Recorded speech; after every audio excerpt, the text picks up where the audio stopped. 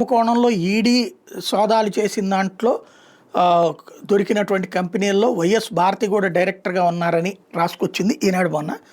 దాంట్లో డైరెక్టర్లకు సంబంధించి లెక్కలే రాసుకొచ్చింది. దాని మీద సాక్షి అసలు వాటిట్లో భారతి లేనే లేరంటూ ఈనాడే డిజిటల్ ఎడిషన్లో ఒకలాగా, పబ్లిక్ వెళ్ళే ఎడిషన్లో మరొక రకంగా రాసినటువంటి వైనాన్ని ప్రొజెక్ట్ చేసింది. అది మొన్న కూడా మనం చూసుకున్నాం. అయితే ఇప్పుడు తాజాగా దాని మీద లీగల్ ఫైట్కి కూడా ఆవిడ రెడీ అయ్యేటప్పటికి వీళ్ళు ట్రెండ్ మార్చారన్నమాట తెలివిగా.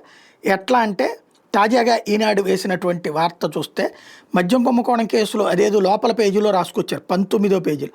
మాజీ ముఖ్యమంత్రి వైఎస్ జగన్ పెదనాన్న కుమారుడైన వైఎస్ అనిల్ రెడ్డికి సంబంధించిన కంపెనీల కార్యాలయాలు, నివాసాల్లో సిట్ అధికారులు చేపట్టిన సోదాలు శనివారం సాయంత్రం ముగిసినాయి. హైదరాబాద్, చెన్నైలోని మొత్తం 10 ప్రదేశాల్లో జరిపిన ఈ సోదాల్లో అక్కడి కంప్యూటర్లలోని హార్డ్వేర్లు, హార్డ్ డిస్కులు, ల్యాప్టాప్లని సిట్ అధికారులు స్వాధీనం చేసుకున్నారు. బ్యాంకు ఖాతాల లావాదేవీలు, ఐటీ రిటర్న్లు వంటివి సీజ్ చేశారు. వాటిని పూర్తిగా విశ్లేషించిన తర్వాత సంబంధిత వ్యక్తులకి నోటీసులు ఇచ్చి విచారణకు పిలిపించాలని సిట్ అధికారులు భావిస్తున్నారు.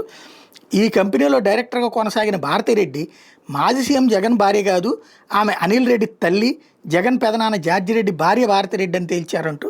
ముందేమో వైఎస్ భారతిరెడ్డి ఆవిడే అని చెప్పి తేల్చి ఇప్పుడు ఆవిడ వెళ్ళాక ఇది రాశారు. ఇప్పుడు రేపు కోర్టుకు ఆవిడ వెళ్ళినా ఇదిగో మేము ఆ రోజున వివరణ రాసేసామండి, మాకు సిట్టోళ్ళు చెప్పారు అని చెప్తారనమాట.